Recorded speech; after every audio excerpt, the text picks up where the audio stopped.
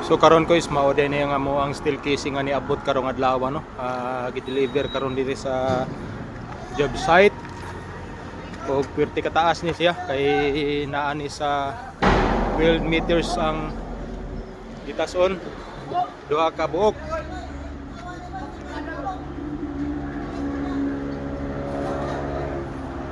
So mao na among gamiton mga koy sa kuan.